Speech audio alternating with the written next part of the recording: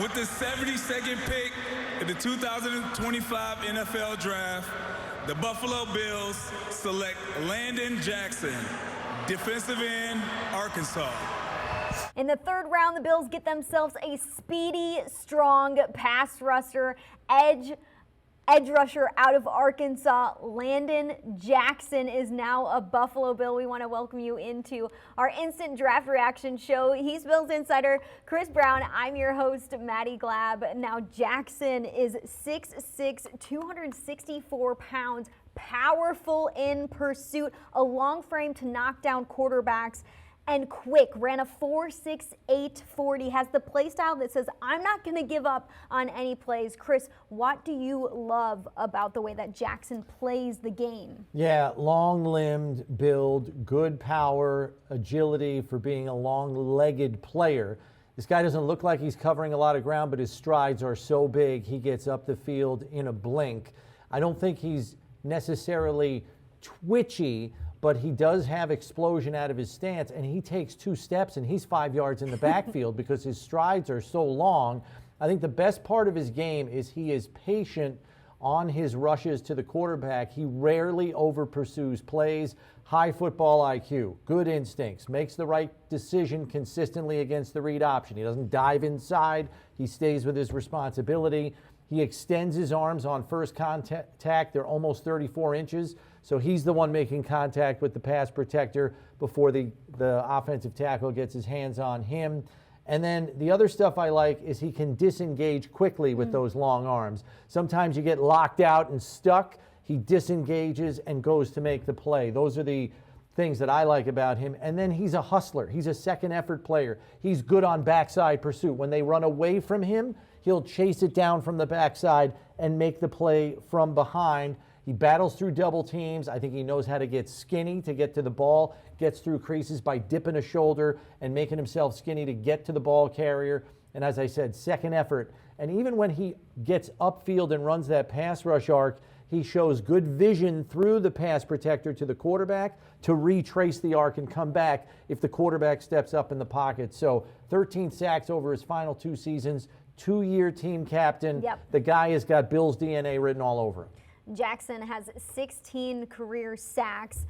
And like you said, the traits stand out with a player like this. 6'6", ran a 4.68 40. How do these traits help Buffalo's defensive line as a whole? Yeah, you know the Bills like long players on the edges. Greg Rousseau being one of the later examples of that, but they like long guys. A.J. Epinesa, over 6'4". You know, this guy's 6'6" and 264, and he had a 40.5-inch vertical, which was the best at his position at the combine. Also had a 10'9" broad jump. This guy has gigantic 10-inch hands, 34-inch arms. He is a long player that even if he doesn't get to the quarterback, he's going to knock down passes like we see Greg Rousseau do all the time. You put him on one edge, this guy on the other. You want to talk about setting edges. I don't know where you're going if you're a running back and you decide to bounce it outside, because this guy is going to wrap you up with those.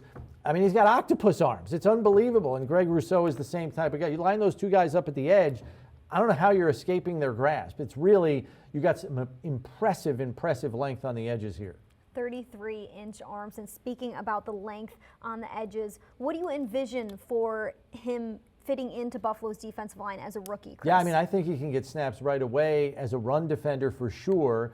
And I think this is a guy that is going to help your pass rush. I think there's enough explosiveness there.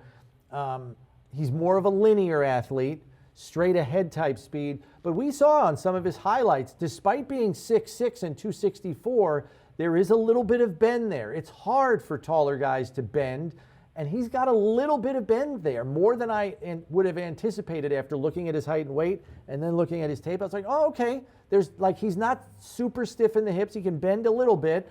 And I just think he's so long, he keeps offensive tackles from getting their hands on him.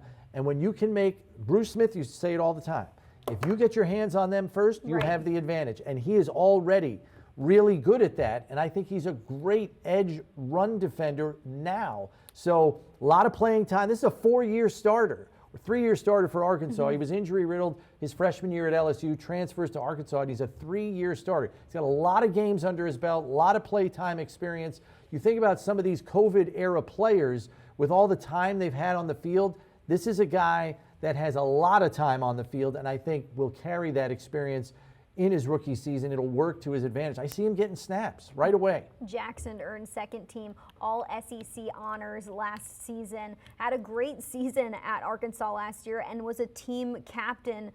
Traits that Buffalo doesn't want to miss out on. You have the physical makeup, and then you have the player, the person that he is off the field. Let's reflect on what Brandon Beane had to say about the last two picks. One in the second round in defensive tackle TJ Sanders, and then one in the third round in edge rusher Landon Jackson out of Arkansas. And looking at Landon Jackson and what Brandon Beane had to say about Jackson, he said he was sticking out on our board, the highest player on our board, and Jackson represents everything we want in the DNA of a defensive lineman. Yeah, first of all, character traits, two-time team captain, as we mentioned, leader. You know, the Bills gravitate towards team captains, guys that are willing, capable, and able leaders. He is that and was that for Arkansas. Secondarily, you look at the traits that make him the player that he is. Good edge defender, responsible player, consistent, high football IQ, instincts. You know, you think about players, the last couple of years, the Bills have tried to find players that don't only have great athletic ability, but have some kind of instincts as well. You know, you saw how that paid dividends with the Terrell Bernard pick a few years ago. I think Landon Jackson has similar football IQ and instincts. And this is a guy that is not going to be fooled on the field very often.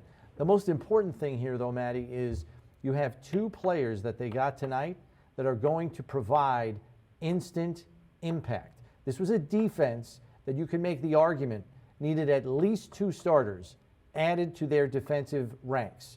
I think they have a starter at the corner in Max Hairston, and they have a potential future starter in TJ Sanders. This is a guy that I think is going to push Ed Oliver in training camp. I'm not saying he's going to unseat him as a starter, but this guy's coming. And Landon Jackson is going to get on the field. He's going to get snaps. You already heard Brandon Beane say, we're going to line him up at base defensive end.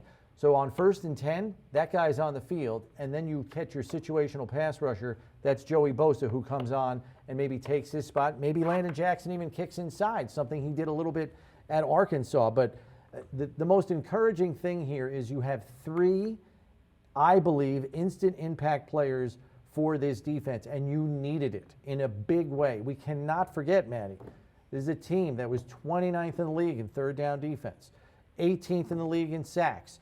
They gave up the 5th highest completion percentage to opposing quarterbacks, almost 65%. This had to be a defensive heavy draft. To see it happen at the top of their picks, I'm super encouraged about where this defense can go from last year to this year with just these three players, and they still have, 7 picks to go. Chris, we had no idea how the board was going to fall, whether that be in the first round, the second, or the third. You say these three guys are going to have the capability of having an instant impact. How surprised were you to find that out, that even through the third round, the Bills pick a guy who can have an instant impact? Yeah, well, we thought going into this draft, right, the defensive line was very deep. And what was the term we heard all the gurus using?